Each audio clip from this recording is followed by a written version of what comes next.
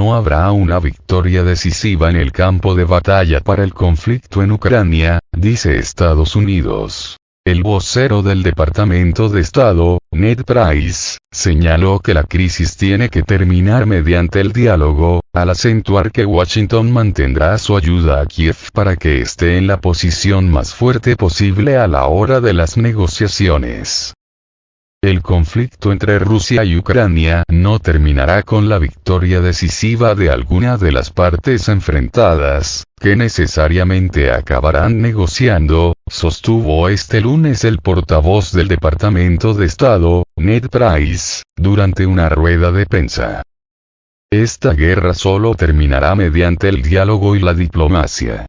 No puede concluir de una forma decisiva en el campo de batalla.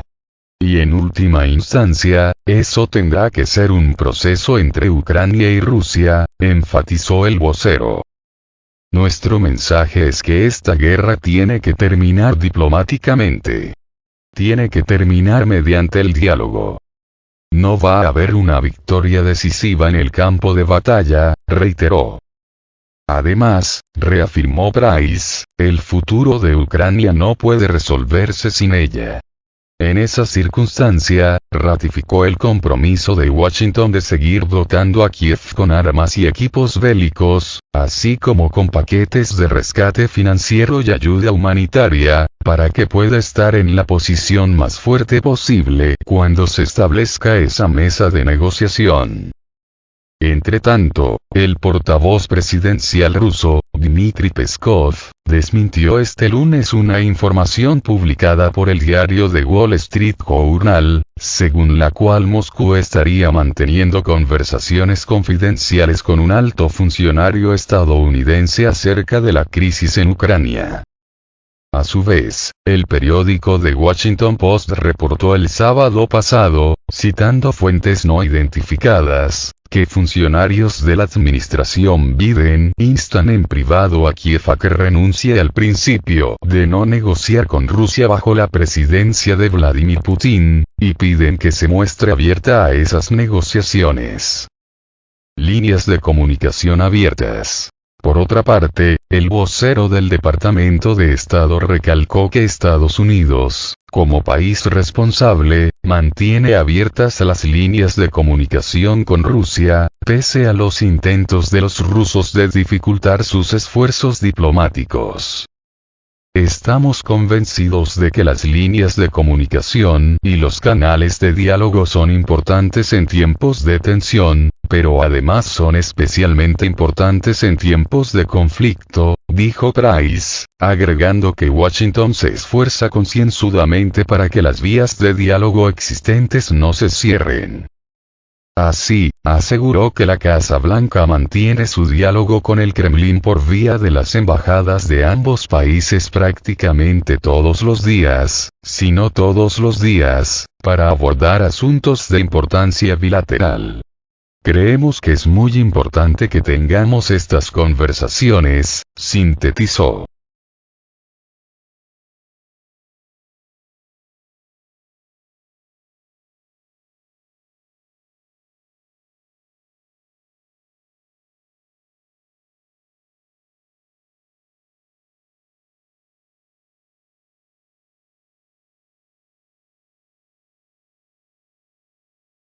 Injerencia rusa. Preparan el terreno para acusar a Moscú de la posible derrota demócrata. Las elecciones de medio término del 8 de noviembre podrían acabar en un durísimo golpe para el gobernante Partido Demócrata, sin que sea capaz de mantener la mayoría en ninguna de las dos cámaras del Congreso norteamericano. En ello coinciden hasta los medios serviles al presidente estadounidense, Joe Biden, cuyos esfuerzos de revertir esta dinámica parecen tener el efecto contrario al buscado, fruto de hacer afirmaciones que no tienen nada que ver con la realidad, una realidad cada vez más deplorable para una ciudadanía estadounidense hartísima de los logros de la actual administración como el imparable crecimiento de los costos de vida. En este contexto, la intervención del presidente estadounidense, Joe Biden, en un reciente mitin de campaña en Florida fue ejemplar.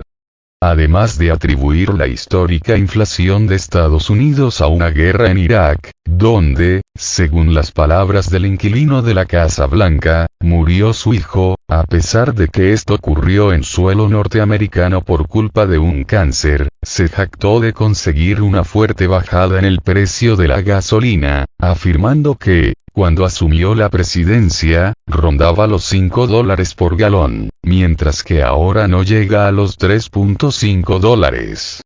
La verdad radica en que cuando Biden tomó posesión un galón costaba un poco más de $2, llegando a cotizaciones exorbitantes de más de $5 en el verano boreal del presente año. Como si fuera poco, el mandatario, quien anunció sus planes de presentarse a las presidenciales de 2024, aseveró que consiguió reducir 2 veces la deuda pública norteamericana, una deuda que superó los $31 billones, según se supo recientemente, tratándose de una cifra récord. Es decir, el Estados Unidos del imaginario de Biden y el Estados Unidos real son dos países opuestos, donde, a juzgar por los sondeos de cara a las elecciones del 8 de noviembre, la ciudadanía no está dispuesta a seguir escuchando los cuentos del mandatario ni a sufrir en carne propia los rotundos éxitos de su gestión. Las encuestas apuntan a que el senador norteamericano Bernie Sanders hizo un pronóstico acertado al augurar en junio de este año una derrota demoledora de los demócratas, algo que atribuyó a su inacción frente a una desigualdad grotesca y cada vez mayor en términos de ingresos y riqueza, con décadas de estancamiento en los salarios y crisis en la sanidad, el cuidado infantil y la vivienda, entre otros problemas que asolan a la población de Estados Unidos, donde cada vez más voces denuncian que el apoyo que se está brindando al régimen de Kiev va en detrimento del bienestar nacional. En este contexto, Biden recibió muchas críticas por su indiferencia ante las desastrosas consecuencias del devastador paso del huracán Ian en Florida, con unos daños estimados en unos $40.000 millones. Su gobernador calificó el ciclón como histórico, al tiempo que la Casa Blanca parece estar interesada única y exclusivamente en su histórica misión de apoyar al régimen de Volodymyr Zelensky. Ante estas circunstancias, las autoridades de una de las localidades devastadas por el huracán izaron una bandera de Ucrania para despertar la atención de la administración presidencial. Un hecho llamativo. En su discurso en Florida, Biden se refirió al huracán Ian con el nombre ruso de Iván, como si su intención fuera hacer creer en la procedencia rusa del mayor desastre natural en la historia de Florida. Una intención que no podría descartarse por completo, ya que los demócratas ya procedieron a crear el terreno para atribuir a Rusia la responsabilidad en caso de su probable fracaso en las elecciones de medio término. The New York Times acaba de retomar el cuento sobre la injerencia rusa. Citando a investigadores, el medio estadounidense denunció una serie de operaciones informáticas rusas para propiciar la victoria de los republicanos. La reacción de Moscú no se hizo esperar.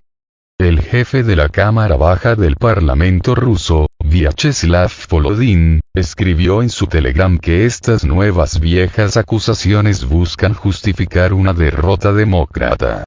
Según el político, todo apunta a que el partido gobernante perderá su mayoría, tanto en la Cámara de Representantes, como también en el Senado.